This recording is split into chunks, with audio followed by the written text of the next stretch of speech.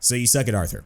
Okay, all right, there you are. That's why you're clicking on this video. Arthur is freaking hard. You're dying a lot and you want to know a way to be better, or you want to see somebody get 19 kills with Arthur in one game and see how the heck is this possible with a god who feels like he's just so difficult to get in and get out with his kit. Now I'm going to show you exactly about it. I'm going to spend a little bit of time talking about the build, going in depth as to why it works, but hopefully just encouraging you guys to continue watching the channel. I am back with SMITE in Season 6, SMITE, Paladins, various other games, new big releases. That's what this channel is going to be about, a lot more variety and eclectic nature of gaming, and so you're going to see good stuff for all the games that you enjoy. And I think starting out with Arthur, this is a really, really fun game and something that I figure is very high value and the community will hopefully like. So I've been working a lot with Arthur. If you guys didn't know, I've been streaming quite a bit with him and spending about 5 to now 6 days playing Arthur for about 4 to 8 hours every single day on stream. I've been really excited about learning his kit, and the first thing I'd say before we even get into build is learning combos with Arthur. He is a combo-oriented god,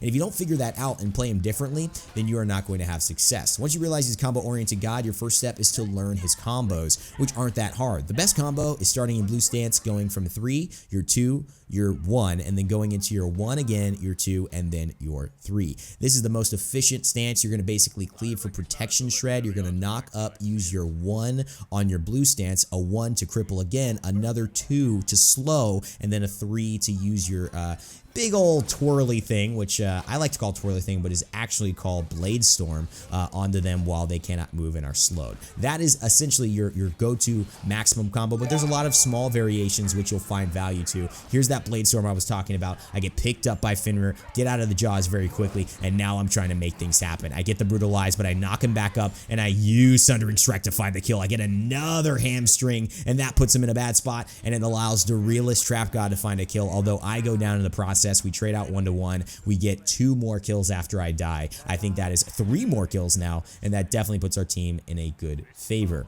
What you'll notice about Arthur is that he has a passive that you have to keep aware of, and the reason I recommend this combo is because you'll basically build up enough for your ultimate. Your ultimate's not ready. You have to build energy. You do that by hitting basic attacks or also hitting abilities.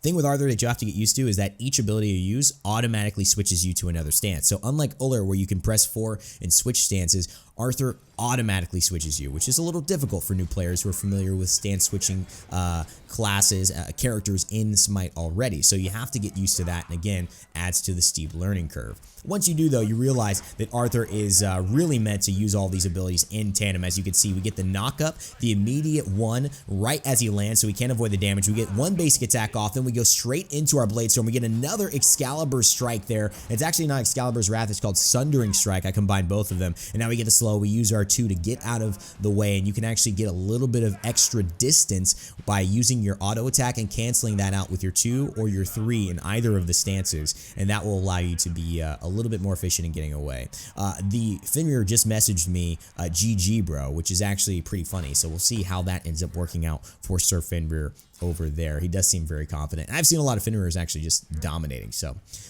wouldn't be surprised if he actually had a good game. But right now it's all about Arthur. So the thing about this build is that you go into Shifters relatively early. Shifters, a little pricey, but not the most pricey item, but it definitely does provide you the things that Arthur needs, which is being able to have power when he's healthy, and also when he's not healthy, be able to get out of dodge. That is the biggest issue with Arthur, going in, committing your kit, and then being left out to dry with no way to stay alive, and that's when Shifter's Shield right now starts to pay off. People think they can kill you, but you just get a little tankier, and a lot tankier actually. I think it's 35 protections each, magical and physical, and that just means that they think they get gotcha, and they don't. Oftentimes people with this ability, with this item, will end up baiting themselves into you. You get 1 basic in between each of these combos, and as you can see, we full kit that Fenrir, so what up, brother? GG to you as well. We get a nice Blade Storm. Discordia is still here. She's trying to find the kill, but I'm just going to get out because I realize that at this point, because I'm still having a lot of things on cooldown, it is not enough to be able to find the kill there. I'm 5-1, and now Gladiator Shield is online. This is a scary combination. So what Gladiator Shield will do is it'll give you that 2.5% maximum health back, and Arthur with 8 abilities means that each ability is giving him 2.5% health back. He is going to stay in this fight for a long time. And that is what allows you to 1v5 and 1v4, 1v3, 1v2 easily, and definitely 1v1. Probably one of, if not the best 1v1 god in the game, and I do not take that lightly. If he gets his knock-up combo on you with a protection shred and hits his 1-1 and he has his ult available, I don't see how you win that fight unless you have beads, because there you go, Fenrir already looking like he's in trouble. We switch from our stance of the slow in the blue and we go straight to the knock-up so we can gain some distance, go into the protection shred cleave, and go right back into the blade storm. And this is the key. If you can find the use of these abilities, get them so that they're in your muscle memory. Right now I have my slow, but see, the knock-up stops me from doing that. But a great ultimate,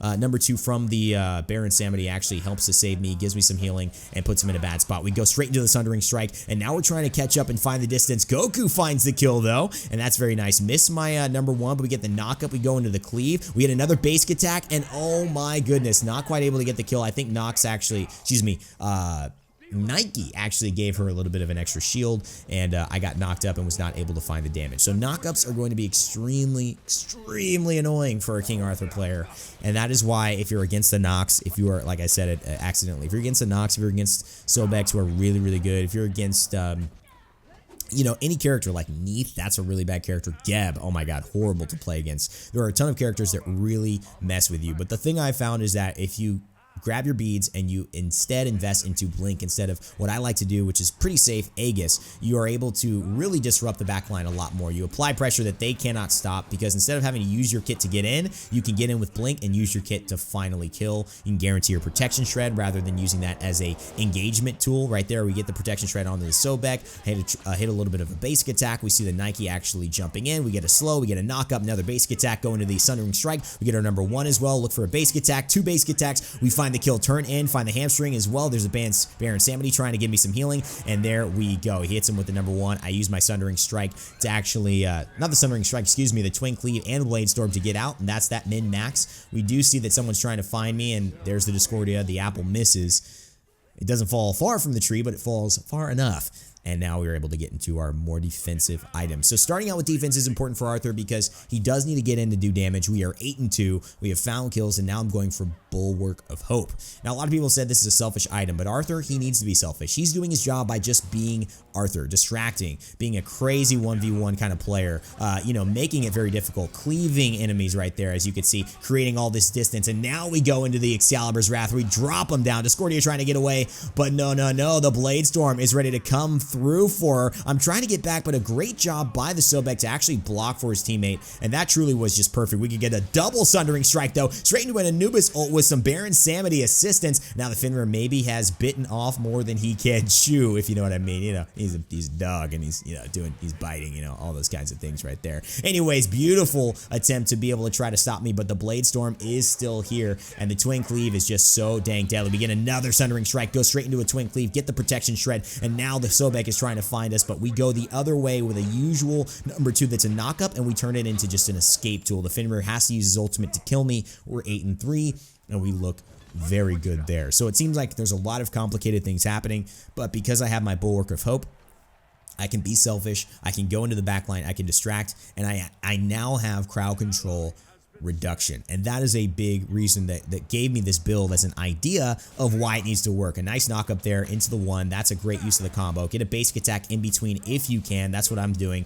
Sometimes the animation doesn't show up for the basic attacks, and we actually end up missing our Sundering Strike there, which is unfortunate, but you can actually do a lot of work. See there, I'm half health, but I start going into the Kerninos, and anyone you really hit your abilities on, you can 1v1. Like, if you just know you can hit that too, I honestly consider if you can hit your 2, probably the biggest sign of whether you should 1v1 this person. We get a nice Sundering Strike there. I'm running this way because I know that's where he has to go. We hit him with my Sundering Strike again, and this is just a great opportunity to showcase the value of Blink. We go right back in. Luckily, Discordia actually avoids my number 1, which would have been a sure death at this point, because that does a ton of damage. The overhead slash is really strong, especially against backline damage dealers. And here's the Fenrir, who may be in trouble. I go with my 2, trying to find find the damage there, and we hit my Excalibur's Wrath onto the Sobek. We find another kill there. We get more healing from the Glad Shield. Now we've got the shield as well from our teammates, and we go into the Sundering Strike looking for more. The Excalibur's Wrath I miss because I'm trying to decide between two. We get the Twin Cleave. Now going on to the Scordia, another knockup. We hit our number 1, which is exactly what we wanted. The overhead slash J picks me up, but is he going to put me down? I want to stay alive, but now my cooldowns are running out, and that is what has put me in this issue. The Fenrir finds a triple kill, and once my ability cooldowns run out, Arthur can be in trouble. But that entire time, I was literally hitting abilities almost left and right and finding value and having them not run out. So this build, as you get later and later on, is going to be that much more successful because you'll be even tankier. You'll be able to last through those moments where maybe you need some more ability cooldowns, and you'll be able to find them. Right here, I like to force this guy back. They are totally outstretched in terms of where they're trying to go. I hit another basic attack in between. Min-maxing those is important for Arthur. You get your, obviously, your number 3 spinning around, your Blade Storm, which is just a very fun name. I mean, all of Arthur's abilities have really fun, cool names. I'm trying to body block or at least do something to stop it. Discordia goes into our back line, get a Twin Cleave, looking for a Battle Stomp if possible. We get it, the slow onto the Nike, go right back into the Blade Storm, and now we're trying to find damage. We see the Fenrir is maybe overcommitted, and this is a good opportunity for Arthur. I can use my knockup. We know Baron Samedi just got a little bit of damage onto them. We have some extra movement speed, and so that's important. The Fenrir is still committing. I hit 2 with my Twin Cleave, with my hamstring, excuse me, the Twin Cleave as well, and now I've got Excalibur's Wrath. I don't think I want to use it, but we're going to have to try and buy a little bit of time, and that's still going to result in us dying, although I'm hitting multiple people with my Glad Shield active. It's just too much. And I'm realizing that there's a lot of tanky players who are now just looking at me only. We're 11-5, my friends. And this is Arthur just absolutely dominating. This is me going for a lot of defense. And as you can see, the Mantle of Discord is as well going to give Arthur something that he needs, which is, oh yeah, nice blink there to find the kill. But the ability to truly buy time. And by that, I mean everyone is going to be trying to kill you. We hit a basic attack. We go into the hamstring. She can't move. Use my Twin Cleave to catch up with the distance. Another basic attack into the overhead smash. And that is how Arthur just dominates people who think they can outrun him. There is no outrunning him. You can maybe outspace him. But Arthur, even if you have a movement skill, is just going to be so good, especially with that hamstring there. We get the knockup. We find another kill. Shut down Jay. So GG, bro. Right back at you. The CC immunity comes through from the Kernanos. He doesn't want to stay in Excalibur's Wrath. I don't blame him. Nice little Blade Storm as well, looking for a little bit more, and we do get the slow. Going back to the Kernanos. You should have ran when you had a chance, baby. I have to beads as well, and Sobek doing a great job of peeling. Now the Fenrir is back, and I realize Sobek and Nike, they are playing to me very much a triple stun from the Sundering Strike, and that sets us up, but we're still dealing with that minion. But a great job from the Baron Samedi to stay with me, to keep supporting, and that is giving me that extra health and movement speed that I need to keep on fighting. I'm actually going to focus some efforts onto the Nike and the Sobek because they keep focusing all their time on me. I'm trying to do other things, but they're weighing me down, so I am going to go to them until they leave their back line away. I want to get this Discordia, go straight into the Blade Storm. She goes into her Aegis, but we get one overhead smash, and now what do you got, Kernanos? Get a nice little slow battle stomp there. We go into our Twin Cleave, looking to find him. Excalibur's Wrath, 1 basic attack, 2 basic attack. The Fenrir is fighting me. I haven't even looked at him this entire time, and we still get the double. And that is Arthur in a nutshell. You do not have to pay attention to people when you have this. Your Bulwark of Hope shield is going to start. You're going to have 40% crowd control reduction, meaning that you're going to have max crowd control reduction. People who use CC on you are just going to pop right out of it. It's almost like you're going to have a tier passive. And then, now our last item, Masamune. Now, Masamune synergizes really well with this build because you basically take a 50 power bonus, which is one of the highest power spikes you can get as far as raw power in the game, and you add 10% movement speed, you add 100 health, and you add a passive that allows, when he's around a lot of people, to gain up to, I think, 35 protections. Now, I don't know if you are watching this gameplay, but it looks like I'm around a lot of people, right? Look at the stacks, 3, 4, 3. I mean, there's so much value gained from this Masamune, and the movement speed means that people can outrun me even less. I was going to go for the Discordia, but I think the Sobek is the better play right now. We get the hamstring, and so he cannot use his dash, but he's taking the cooldown. We get the overhead smash as well, and now Discordia. She is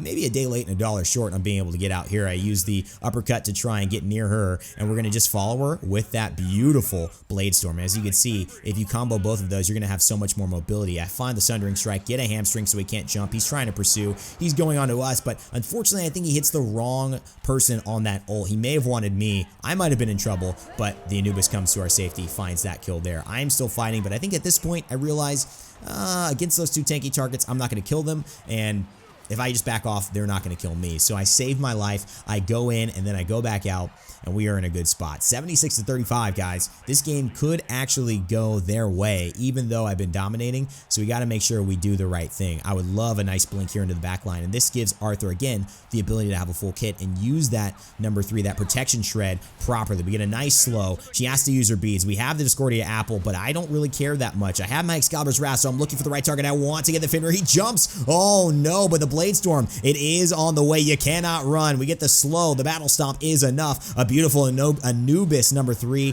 fighting in the grasping hands. And then we have the Excalibur trying to find a new target. We will find the Kernanos, but there might be a problem here because, of course, I am very low, but this Nox is still pursuing me. You can tell on the mini-map on the map on the far right. Can she get me? We have only one more kill. I would definitely take this fight. I'm starting to get healed up again. I have the hamstring ready, but no, they get the kill instead. I think it might have been the realist trap god who found it, and that's a victory.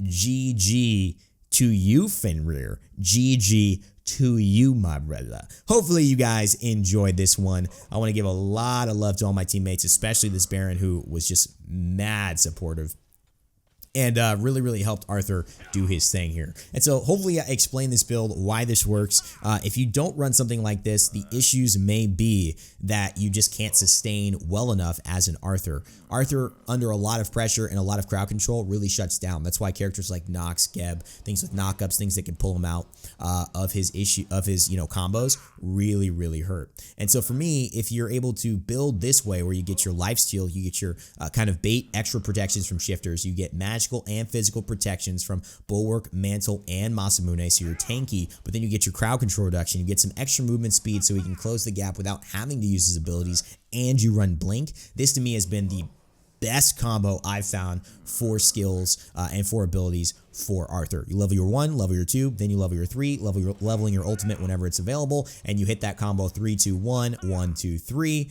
Jay's saying STFU. I'm saying my bad, bro. Did your whisper, GG not work out? I mean, unfortunate, man. Now you have to go to the STFU. Maybe you shouldn't have talked trash in the beginning. I don't know. Have a good day, guys. Have a good one. Let these haters hate, and you just keep moving on and staying positive. Thank you so much for helping build this community back up. Spread the word. Raynday's back in Season 6. We getting hype over here in the SMITE. Never stop gaming. Never give up. I messed it up, but you know what I'm saying. Let's get out of here.